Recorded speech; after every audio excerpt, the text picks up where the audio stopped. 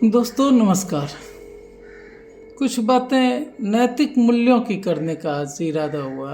असल बात यह है कि अपने समाज का नैतिक स्तर कितना गिर गया है, इस पर बड़ी चिंता होने लगी है।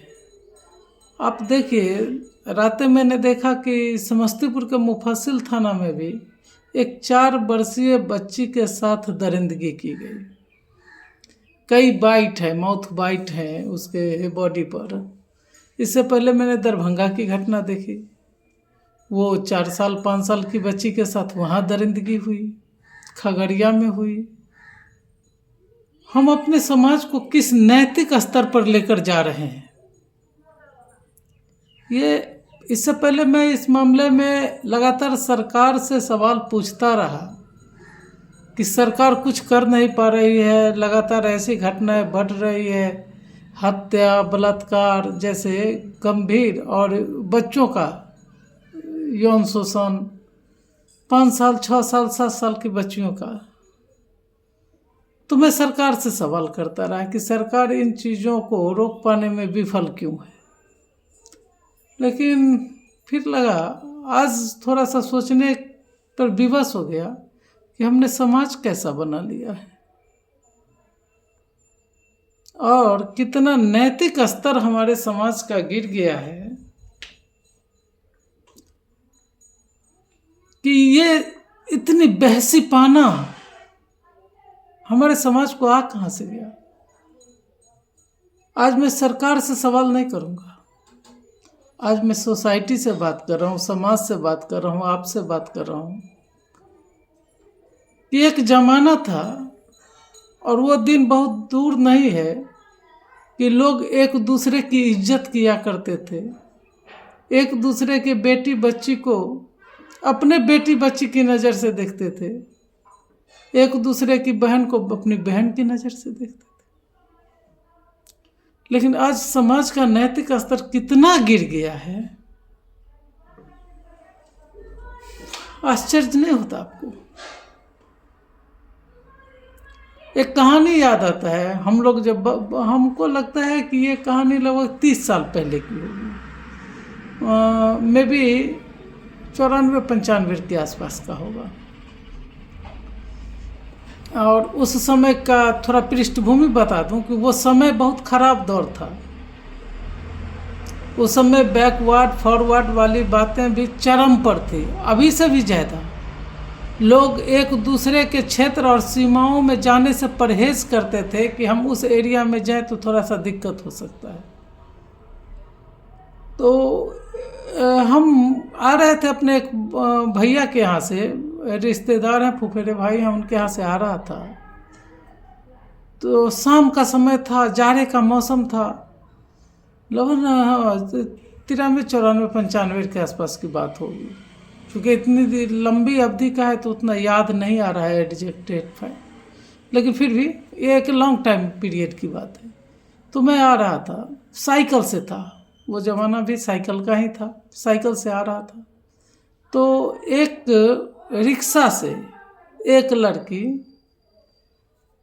एक बूढ़े रिक्शा ड्राइवर थे और उस पर एक लड़की बैठी हुई, और पहले ओघार लगाता था। ओघार समझते होंगे, जो कपड़ा से उस रिक्शा को ढक दिया जाता था, पर्दा कर दिया जाता था, तो वो ओघार था। और वो भटक के बहुत, मैंने उस अंदर से बहुत डरी और सहमी लड़की थी। उसने पूछा कि रहुआ जाना है, और हम लोग थे उस समय बांकीपुर के आसपास, वो कल्याणपुर से आ रही थी, और हम भी छोटे ही थे, बहुत मैच्योर नहीं थे, 30 साल पहले की बात है, हम भी छोटे थे। तो वो आ रही थी और उस डरी सहमी सी लड़की, उसका ड्राइवर भी डरा सहमा सा कि हम कहाँ आ गए, रात हो गया, ठंडा का मौसम है, 7-8 बज रहा है। मैं खुद को लेट हो रहा था तो मैं सोचा कि जल्दी जल्दी हम घर पहुंच जाएं। और उसने हमसे पूछा कि हमको रहुआ जाना है। बहुत डरी घबराई सी, और पहले ड्राइवर बात किया, फिर वो लड़की हमसे बात की, ये रहुआ जाना है। तो रहुआ जाना है तो भाई किनके यहाँ जाना है। उसने किसी का नाम बताया, जिनका नाम बताया उनको मैं नहीं पहचानता था, लेकिन मैं जानता था कि रहुआ है वो हमारे पड़ोस में ही है और संभ्रांत लोगों का इलाका है। और इधर हमको लग गया कि ये लड़की फंस गई है ये बैकवर्ड कम्युनिटी के एरिया में, इसीलिए ज़्यादा घबराई हुई है। और वो संभ्रांत कम्युनिटी का एरिया है, इसीलिए वहाँ जाना इसको टफ लग रहा है। और वो युग था जिसमें न मोबाइल फ़ोन थे, टेलीफोन भी हमको नहीं लगता कि आया था या नहीं आया था, उतना याद नहीं, लेकिन हम लोगों के पास तो टेलीफोन की भी सुविधा नहीं थी। तो मैं नैतिकता की बात कर रहा हूँ। तो हमने कहा कि चलिए मैं आपको छोड़ाऊँगा। वो एक दो लोगों का नाम अपने रिश्तेदार का बता रही थी जो हमको वहाँ उनके यहाँ जाना है, उनके यहाँ कोई फंक्शन है। तो समझिए कि मैं उस दौर में उसको लेकर अकेला 8 बजे रात में, सुनसान जगह था, अब तो बस्तियाँ बहुत ज़्यादा विकसित हो गई है, वो तो सुनसान जगह का इलाका था, दौर था। तो वहाँ से लेकर मैं उसको वारिसनगर तक लेकर गया और एक आदमी बहुत बेचैन होकर उसको खोजते हुए वारिसनगर आ गया था। तब तक वो इसको देखा, दोनों की बात हुई, उस आदमी ने हमको थैंक्स कहा। और उस लड़की का नाम मैंने पूछा था, आशा नाम था। तो बहुत पुरानी बातें हैं। और उसको मैंने श्योर किया एक लड़की होने के नाते कि मैं तुम्हें अपने गंतव्यों तक पहुंचाऊंगा, तुम्हें अपने गंतव्यों तक मैं पहुंचाऊंगा। इस बात को का श्योर मैंने किया। और मेरे दिल में भी एक बात आई कि अगर मैं इसको छोड़ दूं तो इसके साथ कुछ भी गलत हो सकता है।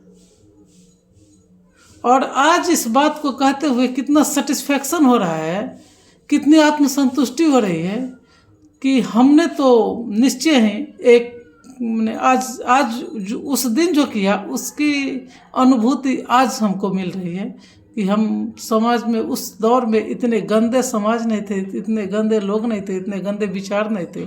और आज का दौर, आज का समाज, आज का विचार, मैं तो देख रहा हूँ अड़ोस की पड़ोस की लड़कियों के साथ इस तरह के दुर्व्यवहार हो रही है। तो आज मैं सरकार से कोई सवाल नहीं पूछूंगा, अपने की नैतिकता को टटोलने का वक्त आ गया।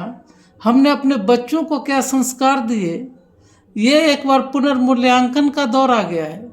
मैं चाहूँगा कि बैठकर अपने परिवार में अपने बच्चों से उस दौर को याद कीजिए और उन्हें नैतिक रूप से इतना मजबूत कीजिए कि इन चीज़ों को, जो बहुत बड़ा अपराध हो गया आज के इस दौर में, इस देश में, इस बिहार में, इन चीज़ों से थोड़ा सा वो अवेयर हो, वो जागरूक हो, अपने नैतिक कर्तव्यों और उत्तरदायित्वों को जाने, अपनी जिम्मेदारी को समझे।